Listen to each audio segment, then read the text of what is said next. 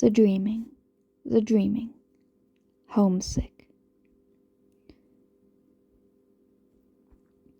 Near the southern boundaries of Faerie, where the forests turn wild and tangled, where the heather and oaks give way to impenetrable brambles and birch woods, here, past black, peat-deep bogs, where kelpies and worse things keep their watch, and this is no longer the realm of Queen Titania and King Oberon. There is no signpost to mark the beginning of these darker lands, only a hollow cold wind, a wrongness to the sound of dead leaves and high tree branches, the ubiquitous musty sweet stink of toadstools. But these things should be enough. This is the curd of the Unseelie. Enough! And you believe what the mulips have told you, sire? That the stone of the Thessalian gave Lady Nuala has left the dreaming? You are certain of this? Yes, sire. The stone is with a mortal girl. The mulips saw her, sire. They watched her in her dreams. In her dreams she took the stone away. And you can find this human? Yes, Lord. Then you will find her, and bring the stone to me. You know, sire, how long I have searched the world for this thing. Yes, Lord, I know. I passed from Bryn Llewellyn when Lady Morgan betrayed us long, long ago. I thought it would never be ours again, sire. I thought maybe it was destroyed. There has been much turmoil among the Seelie of late, sire. There are many secrets that Titania would keep, but the stone in the right hands, the stone dissolves deceit. I wager Titania would not be pleased to see it returned. We have cowered in Oberon's shadow long enough. If we have the Dawnstone again, perhaps he will be less dismissive of our envoys. And you say you are certain you can find the stone? Yes, sire. The Thessalian witch, she placed a spell on it, so it will always find Lady Nuala again. Then find the stone, sire, and bring it back to its true lord. And the girl and the Lady Nuala, sire, shall I bring them back as well? Kill them. Kill them both. There will be 10 days ahead. We have no need of loose ends. Central Park, New York City. Nuala saw this play the first time.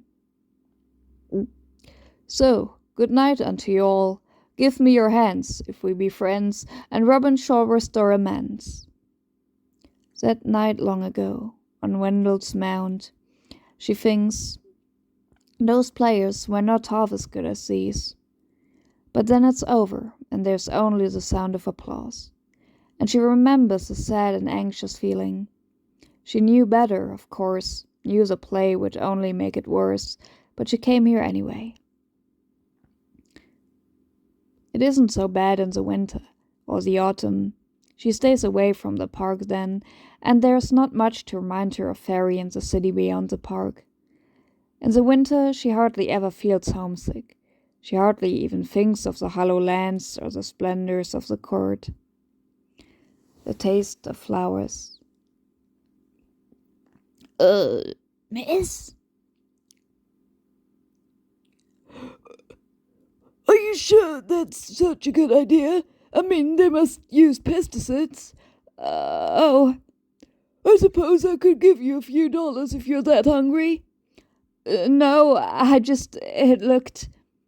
Well, I'm not a busybody, miss, but it's just not safe eating flowers in the park. I'm not even sure it's legal. The old man leaves her alone, with the sugar and sunlight tang lingering on her lips, her tongue. The wasted flower at her feet. You're an ass, Kangaskhan. Fairy. You shouldn't have eaten the bogle. We might need him sooner or later. Well, Snow was only a very small bogle. Eh? He'll not be eating me, I'll tell you that for Stowpig's left kidney and nothing. Why does my lord send an idiot, Redcap? Which one of us will you eat next, Kangaskhan? Was the thinking eating up folks would not done him no more harm than a granny Ned's fault when we've plenty of juicy girls and boys soon enough. Just shut up, Duckwart. What's done is done. Well then. Master Seer, we are near the passage. But is the way clear, Buster Sunflitter? There are no stinking Nick Caesar about. I dislike being so close to damned Oberon's lands. The stones are unguarded, master. Then let's be quick, and quicker still when we have found our prize. Then, Redcap, you can gnaw on human bones. Indeed, I've not tasted mortal flesh in an oak's age.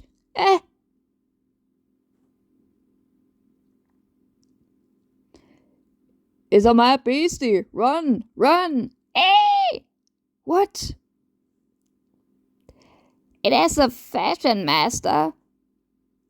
Move your ass, or you'll be next on its rack. Oh, please, Hart, please don't hurt the poor helpless Fetchin. Silence. If I meant you harm, do you think you'd still be drawing breath? Tell me what unhappy business the king of the unseelie Fae has in the world of men, and perhaps I'll let you live. Perhaps. What? We're only out for a wee stroll, sir. I swear it.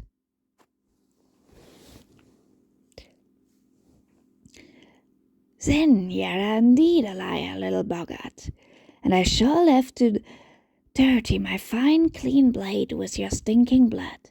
No, Sir Hart, I beg you. Beg me? Pah!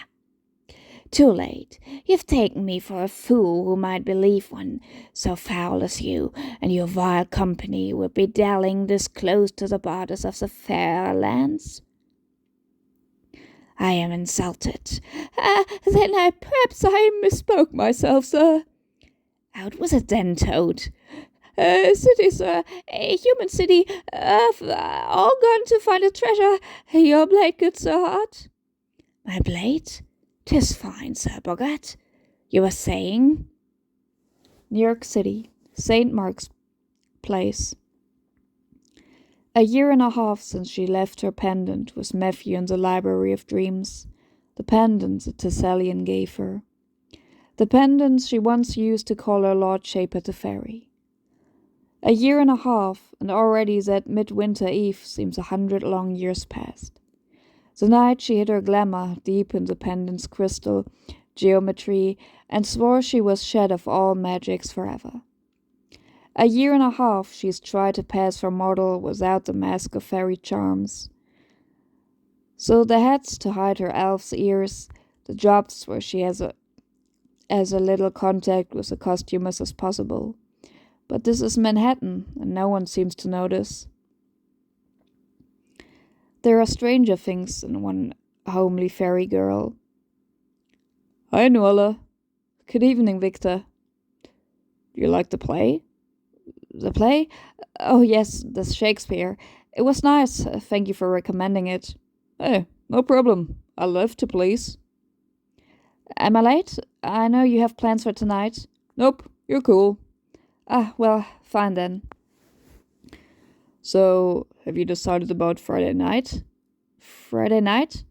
You know, the rave. You'll have a blast, I swear. Look, two of the DJs are from London, and it's gonna be utterly fucking trippy, guaranteed.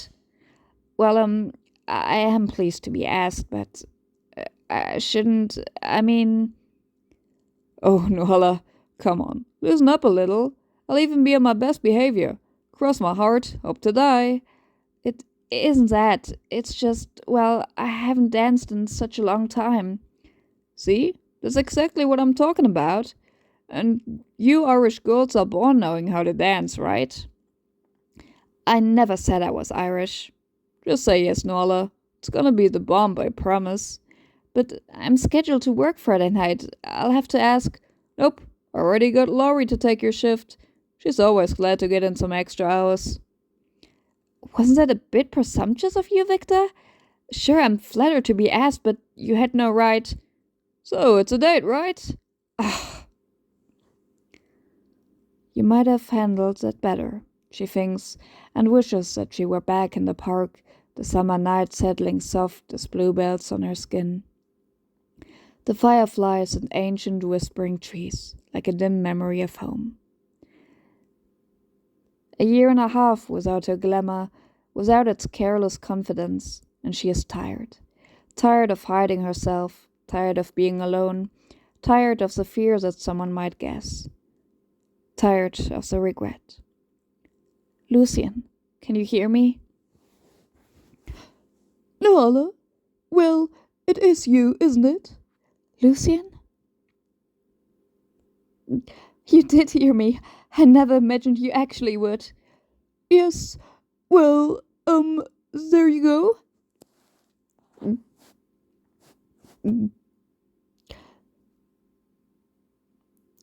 I did hear something. I thought it might be a dreamer or a particular large silverfish, and I came to see. Lucien, I've missed you so terribly. Well, I've missed you too, Nola, but, I thought you were happy in the waking world.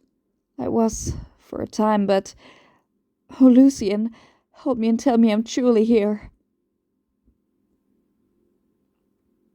Fairy. Your pardon, Bogart, but I couldn't have you scuttling back to betray me to your lord. I wish it could have been otherwise. I'm thinking the situation is delicate enough already. Do you not see what I mean? 'Twas nothing personal. She is the sister of my brother, so does that not make her my own sister as well? And surely if the cleric Khan knew that Lady Noala was in danger, he would go to her aid straight away. Yet, if I'm indeed also her brother, should I not do the same?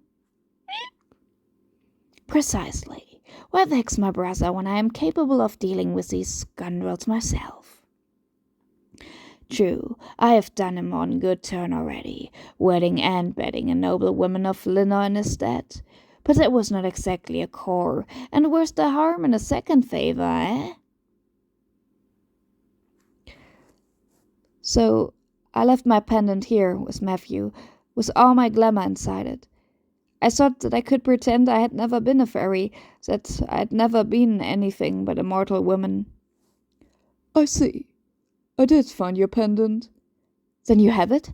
It's still here? I'm afraid not. I kept it in my room for a time, and then one night, well, it simply wasn't there anymore. Oh, I see. I searched the library immediately, and the rest of the palace, but I'm afraid it may have left the dreaming altogether. That was just about the same time. Well, that's rather a long story, but I meant to ask Mervyn to keep an eye out in case it turned up again. It wasn't your responsibility, Lucien. I abandoned it. If it's lost, I'm the only one to blame.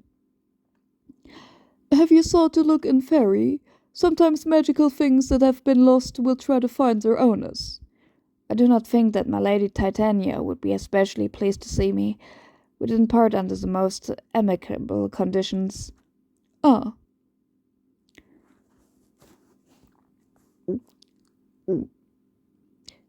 So, how is Mervyn? And Matthew? I think of Matthew often. I'm afraid Matthew is no longer with us. What? Where has he gone? Matthew is dead, Noala. There was an accident some months back. There is a new raven in the dream time. But, Lucien, oh, poor Matthew. He didn't suffer, at least. It was very sudden. Why has everything turned so terrible? I should have gotten word to you sooner. I'm sorry.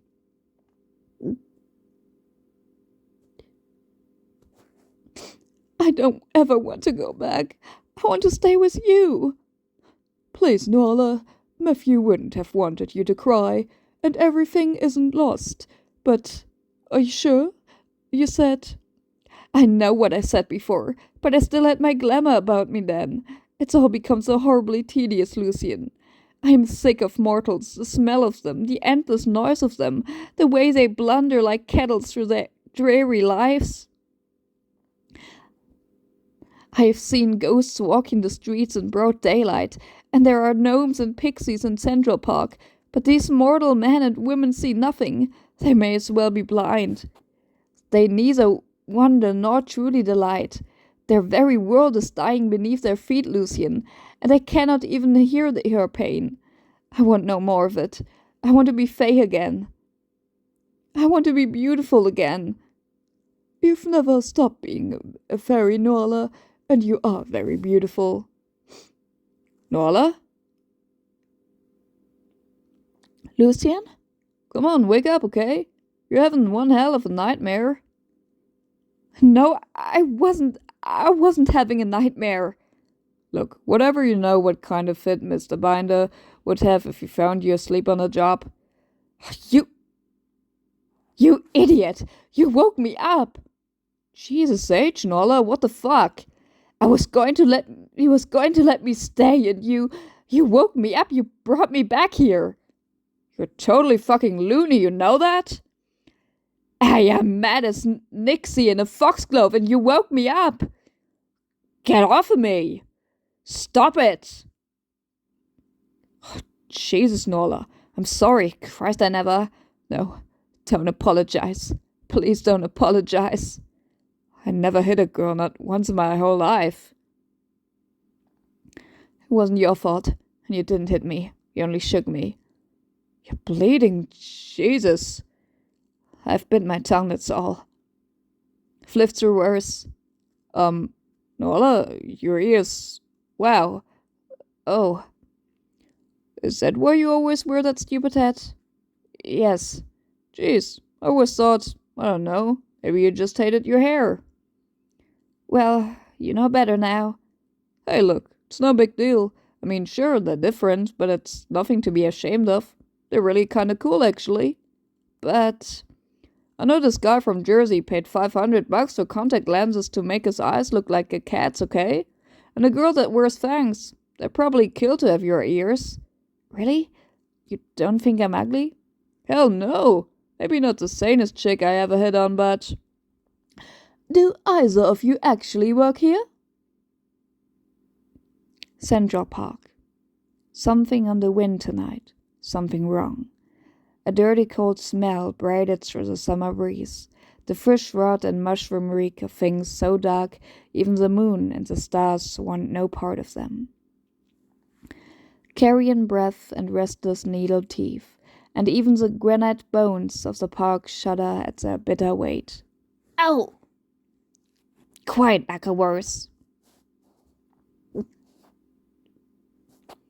Is damn Kangasaw, master? Is slobbering on me eat again? Again? Quiet, I said. One of them is coming. Bleeding easy for you to say. Quiet, Knuckleworth. Word.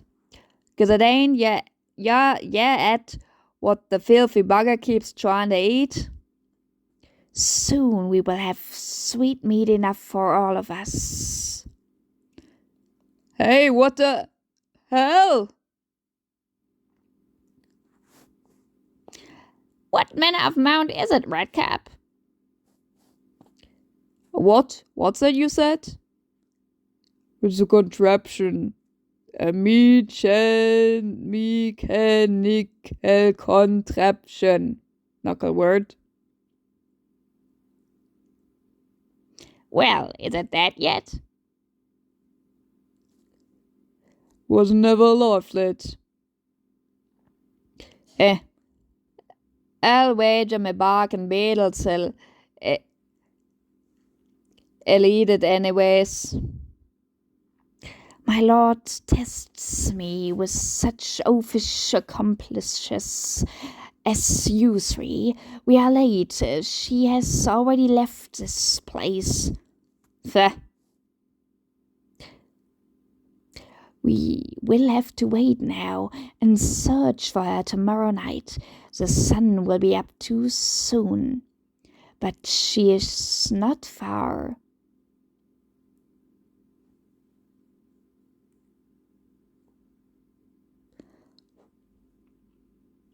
Farther than you'll be, crawled an ogre. The Lady Nuala may have left Fairy, but she is not unprotected, this night or any other.